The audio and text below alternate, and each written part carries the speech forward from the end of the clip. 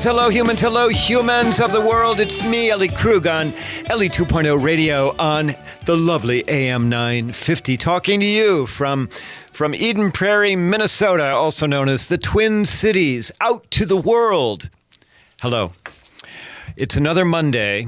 It's another Ellie 2.0 radio show, and we are inching our way towards the big election.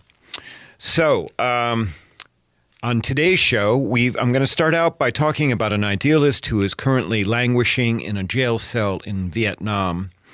The big interview is going to be an encore interview from earlier this year of Michael Mader and Sam Harper of Hippy Feet, who are doing incredible things to help the homeless as well as to supply socks. And in my C block, I'm going to talk about some apprehension I have as we do inch to that election. Shall we get started? Much of what I'm going to share here is from an October 14th, 2020 New York Times article by Richard Paddock.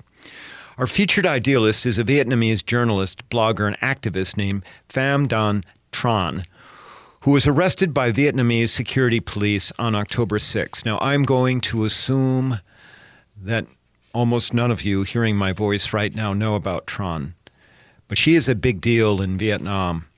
And she's a big deal in Southeast Asia. Tran, who is 42 years old, has spent the last several years reporting on and criticizing the Vietnamese government over its anti-democratic and authoritarian policies.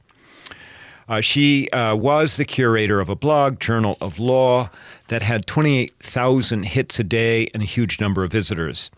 She is also the author of 9 books, the latest titled Politics for Everyone.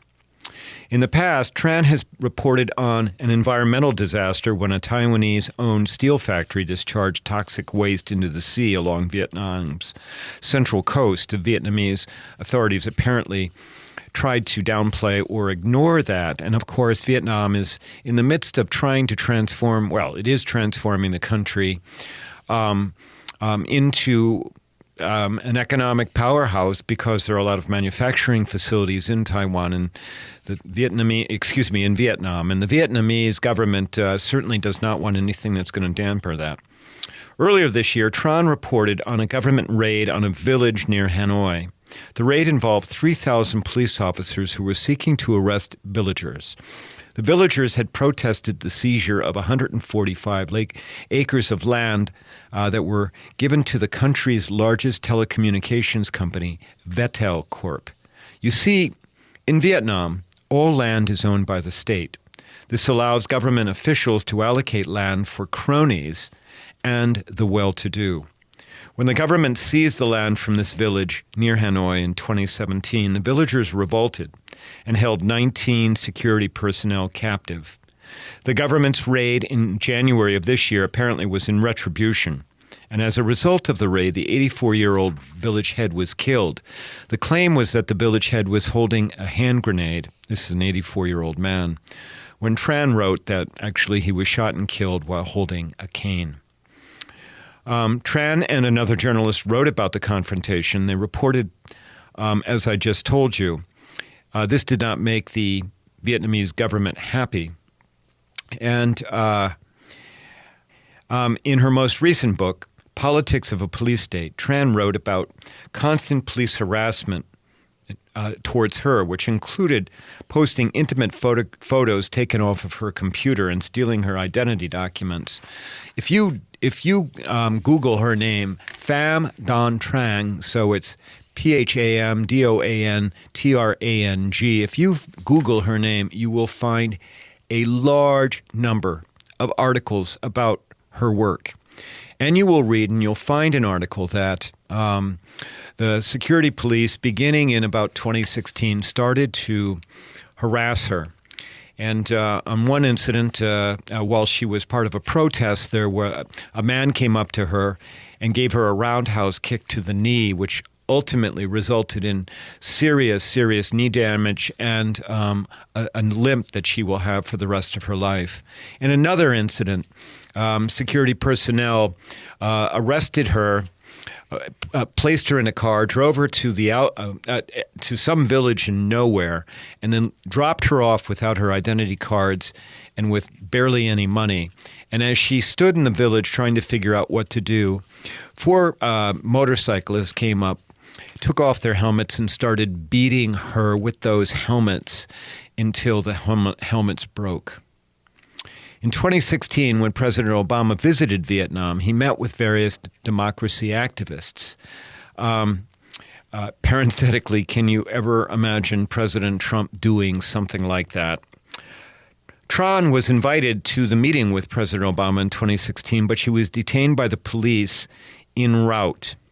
And later in 2018, Tran was put under house arrest. Subsequently, also in 2018, Tran was awarded the Homo Homini Award by the Czech-based human rights organization People in Need. The award cited Tran's work using, quote, plain words to fight the lack of freedom, corruption, and despotism of the communist regime, unquote, in Vietnam. With her most recent arrest on October 6th, and the Vietnamese government, the Ministry of Public Security, and the Hanoi police issued a declaration saying that Tran was arrested for, quote, making, storing, spreading information, materials, items for the purpose of opposing the state of Socialist Republic of Vietnam, unquote. That was the charge. In other words, she was opposing the government, and that is why they arrested her. With that most recent arrest, a colleague released a letter that Tran had written. The letter had been written in advance with instructions that if she was arrested, the letter was to be released. In the letter, Tran asked that her friends campaign for her freedom, but she also wanted her imprisonment to be a rallying point to fight for free elections and to end single-party rule in Vietnam. Tran wrote in this letter, quote, I don't want freedom for just myself. That's too easy. She went on to say, quote, I want something greater, freedom for Vietnam. Human Rights Watch estimates that there are at least 130 political prisoners in Vietnam.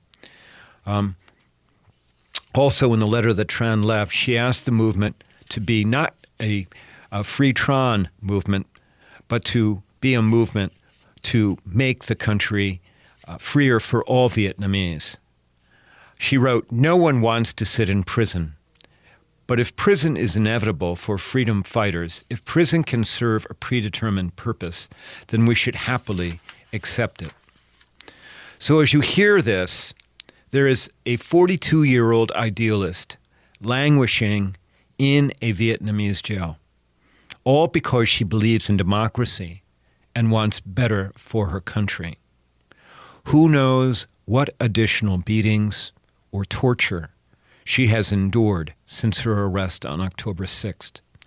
Who knows when or if Tran will ever be freed.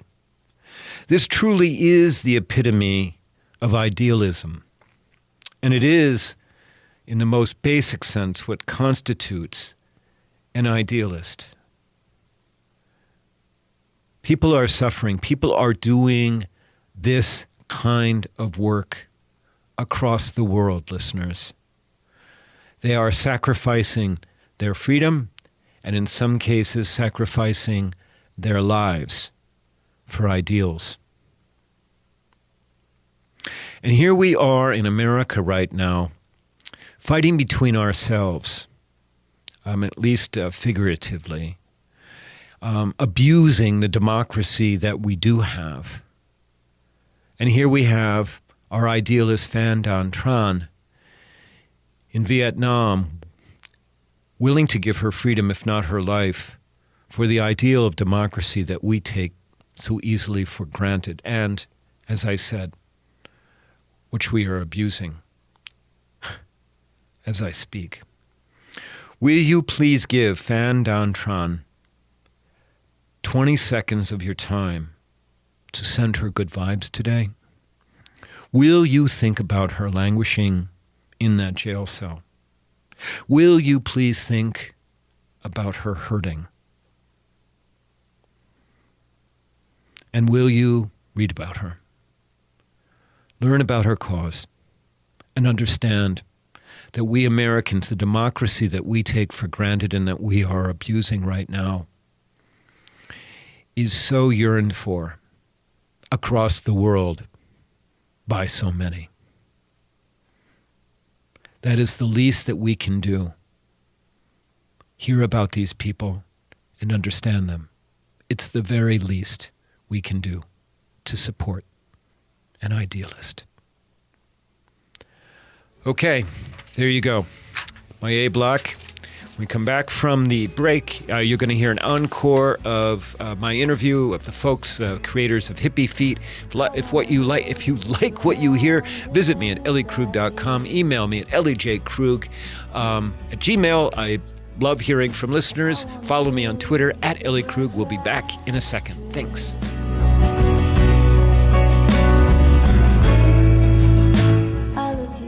Better Futures Minnesota's Reuse Warehouse has big news. We have a brand new online store. Check out reusebfm.com. This is a great way to see what we carry in the Reuse Warehouse. Appliances, building materials, kitchen and bath fixtures, lighting, flooring, lumber, heating and cooling items. Don't miss the beautiful benches and COVID safety shields that are hand-built using reclaimed wood from our deconstruction projects. Check out reusebfm.com. That's reusebfm as in betterfuturesminnesota.com. Hello, this is Ellie Krug from Ellie 2.0 Radio on Mondays from 2 to 3 p.m. Many listeners know that I train on human inclusivity and on how to be welcoming to diverse humans. Today, organizations of all sizes find that they need to train team members on equity and dismantling racism. I can do that. Many say that my trainings change how they see the world. And now I'm doing all of my work online, so everyone can attend regardless of where you're located. For more information, go to elliekrug.com. Thank you. I look forward to hearing from you.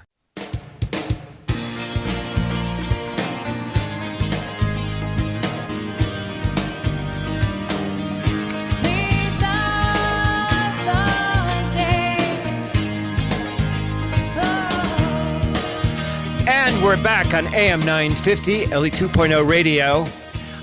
Nancy Pelosi, I've got to tell you, she is the glue holding the country together right at the moment. So now you know more about her than what you did before. And now I'm gonna help open your eyes to something that most of you probably don't know anything about. There is an organization out there named Hippy Feet.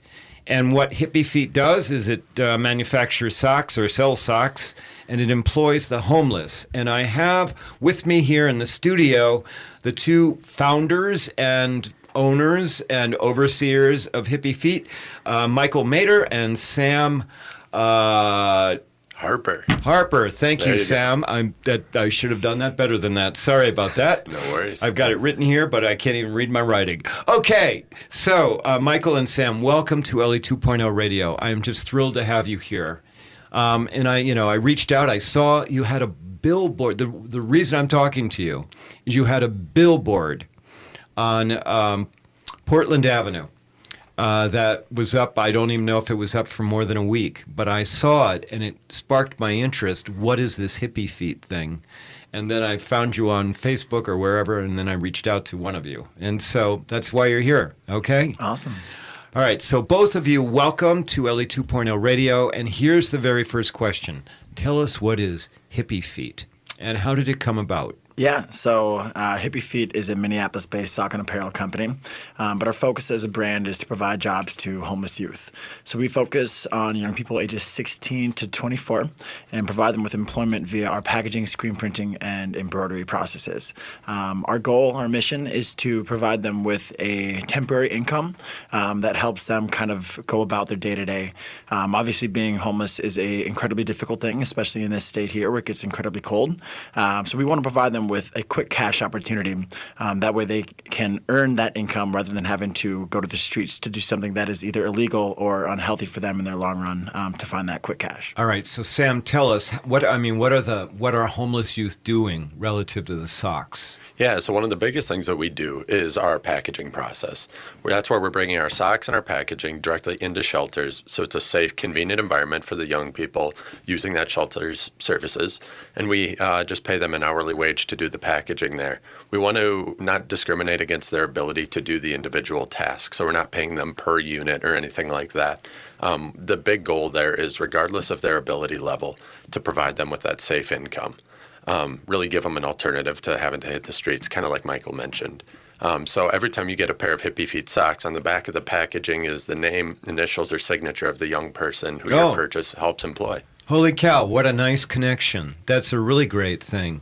And you're going to youth shelters, so are you going like to the Bridge for Youth or to Youth Link, or where are you going? Yeah, absolutely. We have two main nonprofit partners right now. The Link in Minneapolis and Youth Link that you just mentioned there. Absolutely. We're bringing those jobs directly into shelters and nonprofits working with the homeless, and specifically about ages 16 to 24. Okay. So when we say homeless youth, we're not working with kids or anything like that, but we're looking at it as being that younger, impressionable age range in that 16 to 24 range. Well, some of the shelters I know won't take people over age 18. So good for you that you're able to bridge that kind of age range generally. And the socks are made where?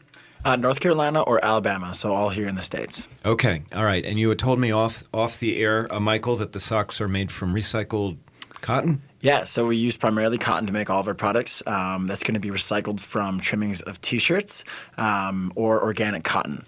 The recycled cotton is a great material because it actually uses 99% less water than traditional new cotton growth would require. Okay. And the dyes are already existing in the fibers that they're recycling this yarn out of. So there's no new artificial dyes dumped into the environment as a result of this manufacturing process. Okay, so I know that right now I've got listeners who are like trying to get on their computer to find out about Hippy Feet. So, Sam, can you give us the website, and if people want to reach out and talk with you guys by online, how can they do that? So yeah, absolutely. So the best place to find Hippy Feet products or just check out more about what we're doing is at hippyfeet.com. Now we spell it a little differently, Hippy. It's our own little twist on it, and we're kind of calling on all the great parts of the hippie movement and leaving the bad ones behind. So visit us on our website, hippyfeet.com. And from there, you can get in touch with us. You can check out our products. But the cool thing you can do there is also take a look at our blog, read around the site a little bit, see some more of the work that we're doing with the homeless community, and really understand how supporting Hippy Feet can have an impact for these young people. well, and you have a video at least one video on your website about a younger man who talks about having the opportunity to work for you and how meaningful it is for him to do that. So. Yeah, absolutely. Way to go. I mean, it's a wonderful website. I just want to tell you, I mean, it's very easy to navigate. I love your blog. I pulled stuff from your blog. See, I got that. And so I just, I'm very impressed. So, but there's a whole story here, okay? So, I mean, Michael, can I ask how old are you? Yeah, I'm 26. Yeah, and Sam, how old are you? 26 as well. Yeah, okay. So there's part of the story, all right? Because this is not your usual startup business by a couple of dudes just getting out of college, okay? And so how did this happen? How did Hippy Feet come about, and why are you in it? So, and I have a whole lot of other questions, but go ahead.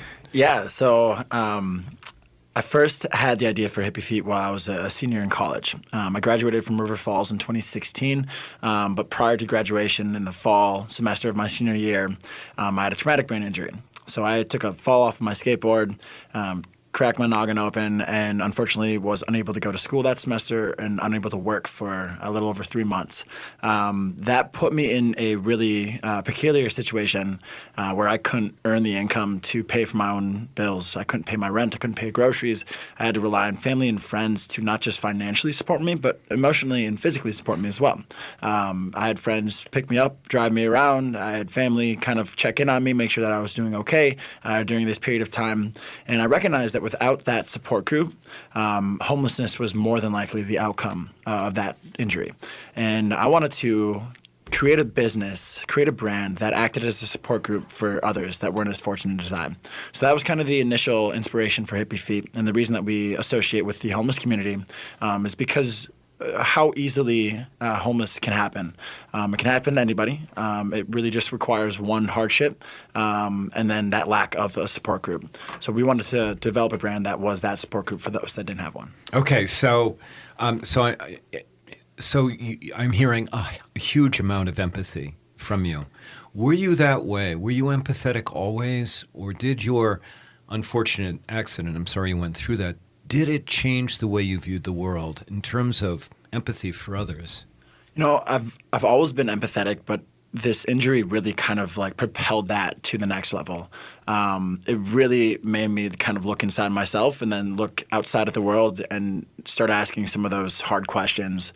I had grown up in a very fortunate home. I had, the opportunities to do anything that I wanted to do as a child, sports, extracurriculars, what have you.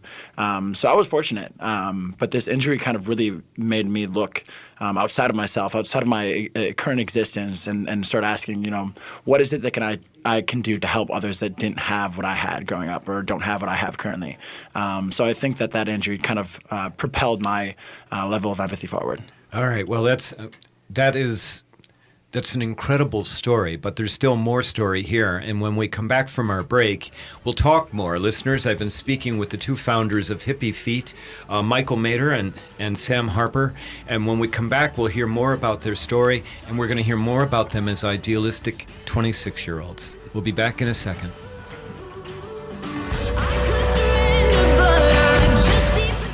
If you're looking to save money on your home or building improvement project, check out Better Futures Minnesota's reuse retail warehouse in South Minneapolis. We carry salvage building materials such as cabinetry, flooring, plumbing fixtures, appliances, lighting, and more, saving you money and saving the planet by keeping these items out of the landfill, by giving them another life. Selections change daily, and we also take donations. Go to betterfuturesminnesota.com and look under Reuse Warehouse to learn more. Let us know AM 950 sent you. Brending Electrolysis on Grand Avenue in St. Paul has been a leader in permanent hair removal for people of all skin types and backgrounds for over 30 years, celebrating diversity and priding themselves on finding the right treatment plan for each client's individual needs, regardless of race or gender. Services include electrolysis, body waxing, facials, microneedling, and permanent makeup. Book your 60-minute complimentary consultation, including a 15-minute treatment today for beautiful, lasting results. Visit brendingelectrolysis.com.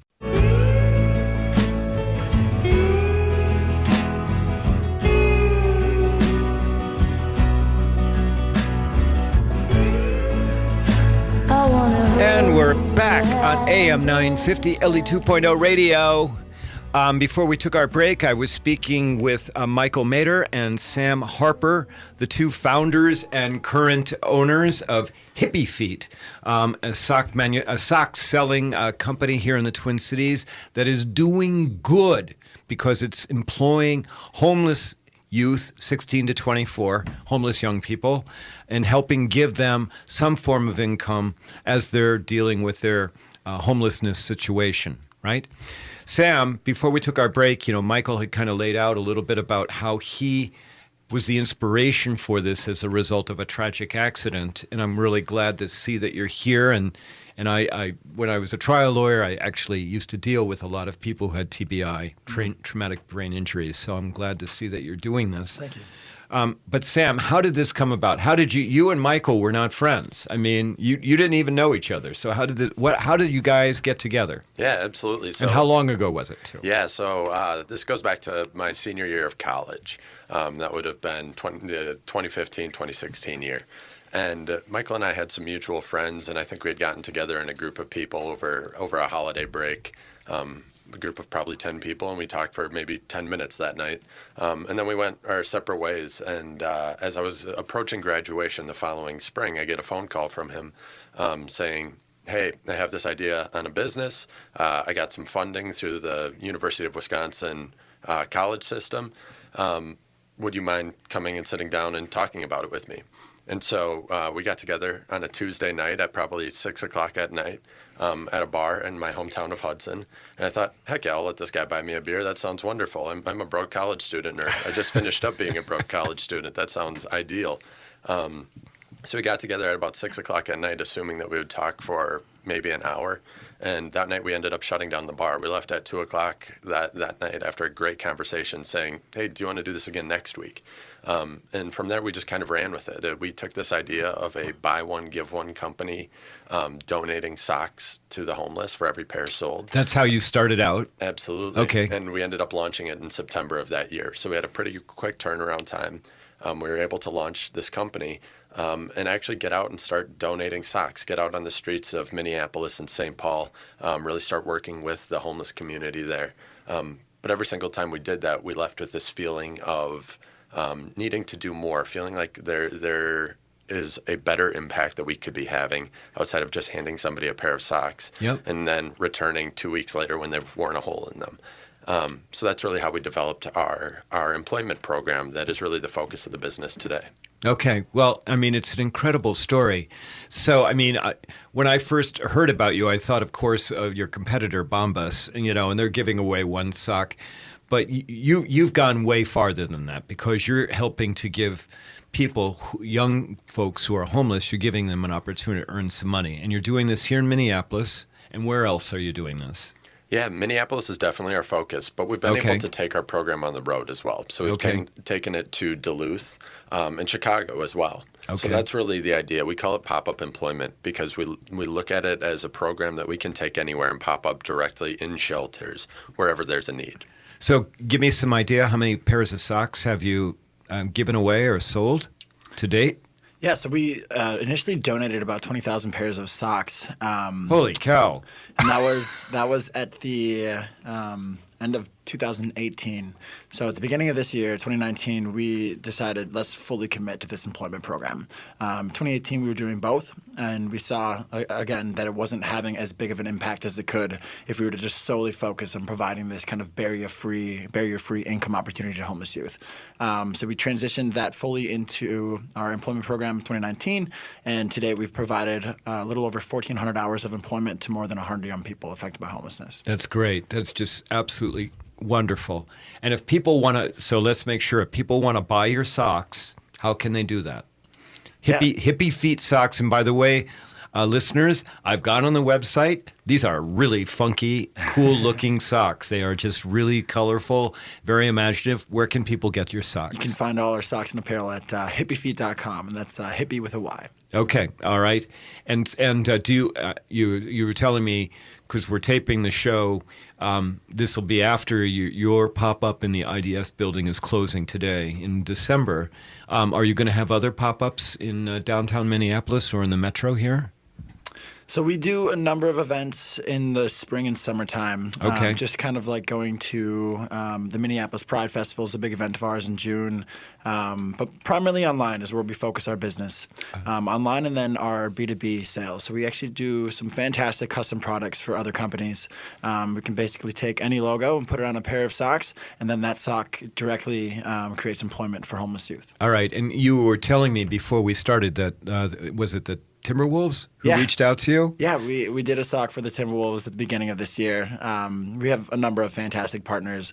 The U of M Masonic Children's Hospital, Timberwolves. We've done some work with Microsoft in the past as well. So that's a great way for us to grow as a brand and a great way for us to create significant numbers of hours of employment for homeless youth is through these kind of custom collaborations. All right, so listeners, if you're listening, you've got a company or you've got some entity that you want to give a very unique kind of customer present for or relationship present, reach out to you guys, right? And, absolutely. And give socks. All right, so now we've got a little bit more than 7 minutes here to speak, and now I want to talk about the two of you as idealists, okay? I've got to tell you, it's not often I get 26-year-old or even 20-something or even 30-something olds here to talk about being idealistic. Sometimes, but I think you might be the two youngest guys I've had on the show, and in 100 different shows. It's not a given in today's world that you would be doing this. So, Sam, what What made you an idealist? Because this is not your first throw at trying to help people. You were involved with Save Your Melon before, Yeah, right? Love Your Melon, the Minneapolis-based hat company. Yeah. Absolutely. I worked with them throughout college and sat on their board of directors for a couple of years there, Right. As they were growing. And, I guess the overall idea of why I want to work in this space, that helping others, there are big conversations right now around privilege and the idea that, some people come into this world with advantages just by the accident of birth. And with that, I think there needs to be a follow-up conversation about responsibility. And I'm born in the U.S. I am lucky enough to have an education. I have a loving family supporting me. And with those tremendous privileges, I want to take those and pay them forward. And really, I feel a sense of responsibility with that, a need to give back and a need to have a deeper impact. So graduating college, you're kind of faced with a fork in the road, some choices of what you want to do. And I wanted to go a route that would have an impact and make a difference for others. Okay, well, was there somebody in your family, some role model that you had that put some seed inside you that you needed to give back? Because, again, it's not a given, guys, all right, that you would be here doing this. Absolutely. I would have to say I had a grandmother who was just an absolute inspiration to me. She was a single mother to my mom and my uncle, living through some really sort of hard circumstances as she was bringing them up. And it was that constant passion for making their lives better and trying to work selflessly to improve the lives of others around her, maintain that focus on others even when times were hard for her. That's an absolute inspiration for me, and that's a really sort of been a big driver behind the way I work for pretty much my whole life. And Michael, what made you an idealist? I mean, you talked about your accident, and I can appreciate that, but there had to be something deep down before that to cause you to have this view about the world. Yeah, so I also had a grandmother that she spent her entire career volunteering or working for nonprofits. So her kind of focus as an individual was to give back. She really wanted to make her efforts have a positive effect on the people around her. My mom was an elementary school teacher, still is, so she's kind of out there shaping our youth. And I think from that side of the family, I definitely kind of took on this sense of empathy and, as Sam says, responsibility as well. I really wanted to, give back to the people that I felt for, the people that I, could relate to their struggles, not on the same level that they could, obviously, but in some small way. If I could relate to their pain, if I could relate to the hardship that they're going through, I wanted to do what I could with my resources to give back to those people. So, and I'm going to use the two of you as much as I can to get educated. In your cohorts, okay, in your mid-20-something cohort of friends and family, is this idea about recognizing privilege that you talked about, Sam, is this more prevalent? And in your cohort, are there more people that are saying, we're not going to operate as business as usual, we're going to try and approach this world in a different way, which of course that's idealistic. I mean, is there more of that with your cohort than what you're seeing in the 30-somethings, the 40-somethings that you know? Well, I think it's certainly present, and I don't know if I can compare it to other sort of age groups, but there's still resistance as well in our age group. There are people that I think look at the idea of privilege as being an attack on them, rather than just sort of a immutable truth and a responsibility. Right. Absolutely. Right. So there's certainly discussion around it, but I can't say that there's wholesale buy-in among our age group either. Looking to the generation younger than us, there's a lot of talk about Gen Z today. That's a group where I see that wholesale acknowledgement of it, really that buy-in to the idea that privilege is a real thing, and with it there has to be corresponding action. Well, and I do a lot of inclusivity work around the country, and I'm actually launching a talk around white fragility and around the inability of some people, a lot of people that are of older, more years, being unable to even have a conversation around privilege. Being unable to have a conversation around how skin color impacts and affects people. and of course, these are the people that are at the levers. They're the ones who control things. But I just want the two of you to know that I really respect you. I really do, and I am just thrilled that you're doing Hippy Feet and that you are out there doing things with people who don't have hope. I mean, I'm assuming you're meeting a lot of people in shelters who have lost hope for a lot of different things. Yes? Yeah, and that's something that I'm always fascinated by with the young people that we work with. They have some of the biggest struggles ahead of them still. They have some of the least amount of resource, but they still manage to look at their peers, look at the people that they're experiencing homelessness or hardship with, and feel a level of responsibility towards them. They are a very tight-knit and loyal group.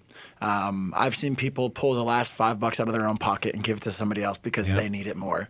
And these are people that have just about nothing. And I think those are lessons that all of us can learn from, is when you see a group of individuals that are struggling and truly struggling, look out for each other better than those of us with privilege look out for each other. I think that's where you can draw inspiration from, is looking at the people that have the least but are doing the most with what they have. Well, listen, I could talk with you all afternoon here, but I just want to thank you. I want to thank you, Michael Mader and Sam Harper from Hippy Feet. Thank you for being on Ellie 2.0 Radio, and go to it. Keep going at it, okay? And let me know if there's anything I can ever do to help you. All right? Well, thank you for that. Thank you, Ellie. Thanks for being on the show. All right. Well, listeners, you're listening to me, Ellie Krug, on Ellie 2.0 Radio. If you like what you hear, visit my website at elliekrug.com. Follow me on Twitter or on Instagram. Thanks so much. We'll be back in a second. Better Futures Minnesota's Reuse Warehouse has big news. We have a brand new online store. Check out reusebfm.com. This is a great way to see what we carry in the Reuse Warehouse: appliances, building materials, kitchen and bath fixtures, lighting, flooring, lumber, heating and cooling items. Don't miss the beautiful benches and COVID safety shields that are hand-built using reclaimed wood from our deconstruction projects. Check out reusebfm.com. That's reusebfm, as in betterfuturesminnesota.com. Hello, this is Ellie Krug from Ellie 2.0 Radio on Mondays from 2 to 3 p.m. Many listeners know that I train on human inclusivity and on how to be welcoming to diverse humans. Today, organizations of all sizes find that they need to train team members on equity and dismantling racism. I can do that. Many say that my trainings change how they see the world. And now I'm doing all of my work online, so everyone can attend regardless of where you're located. For more information, go to elliekrug.com. Thank you. I look forward to hearing from you.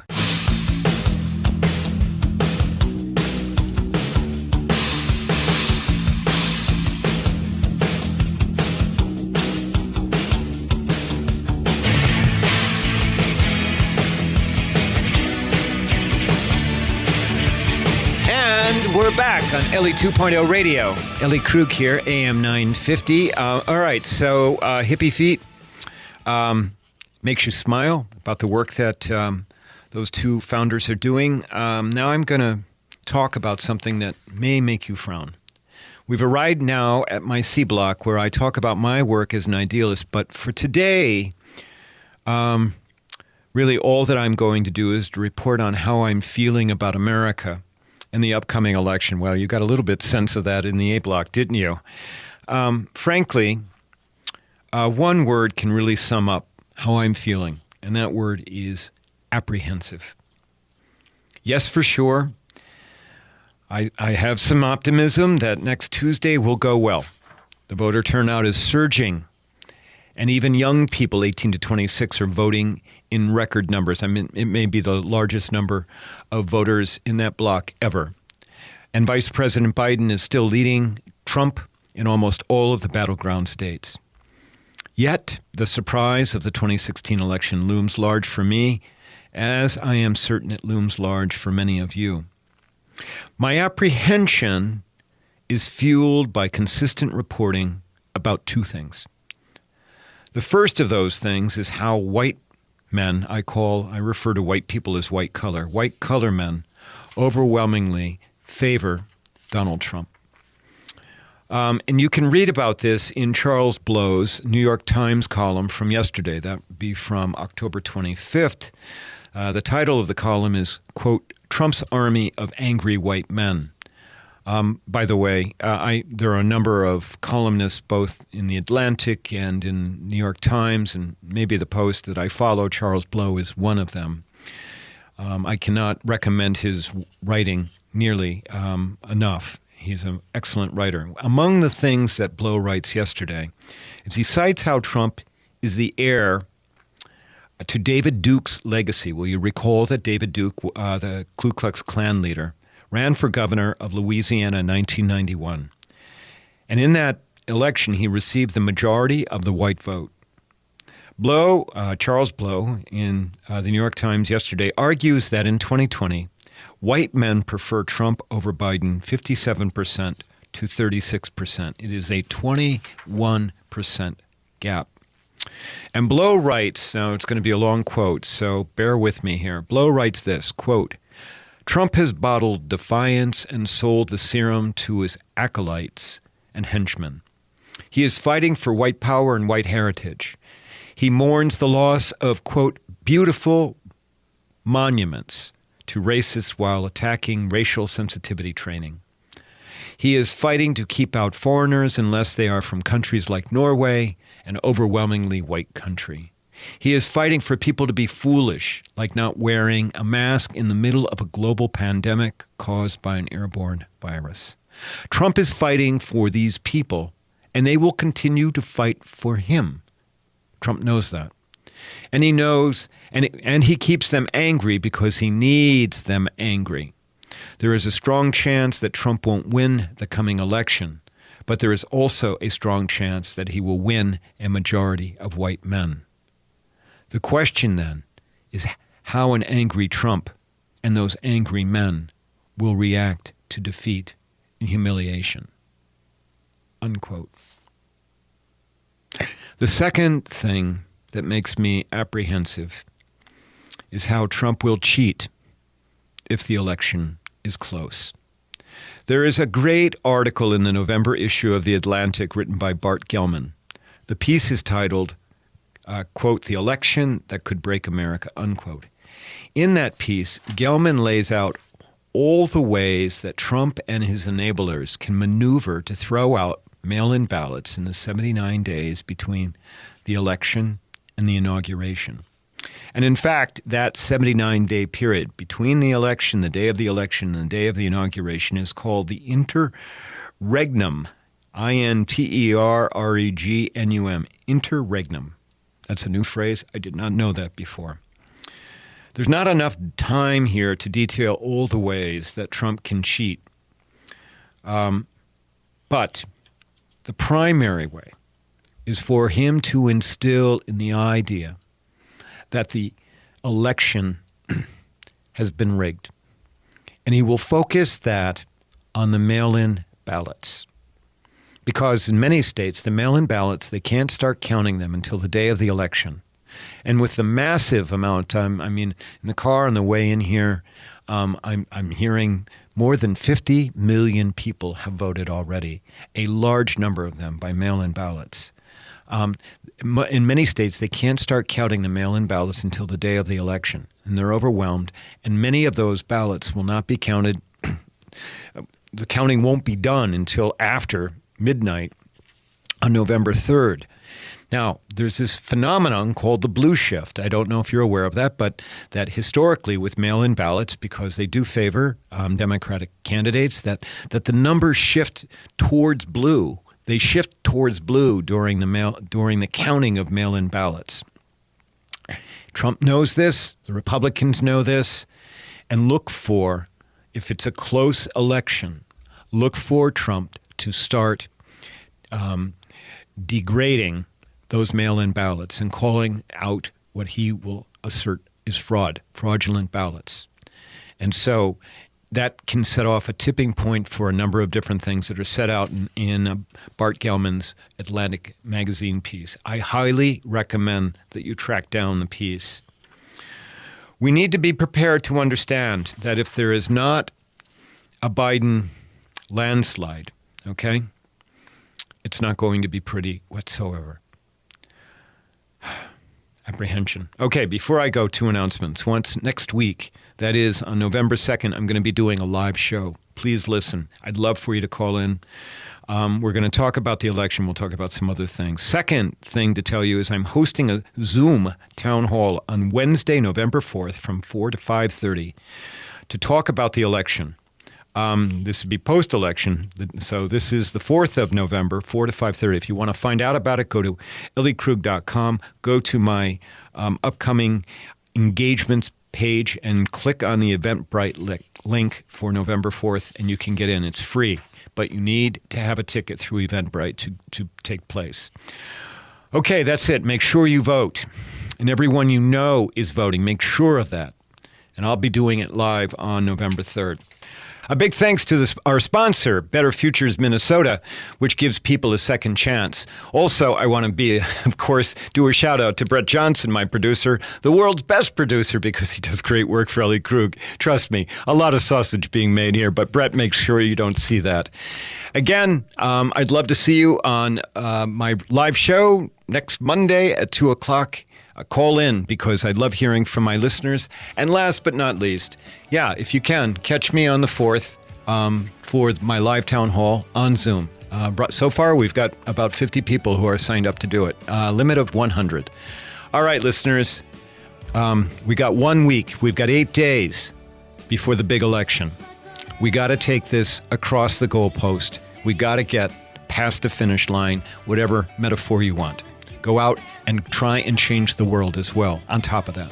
Talk to you next week. Bye-bye.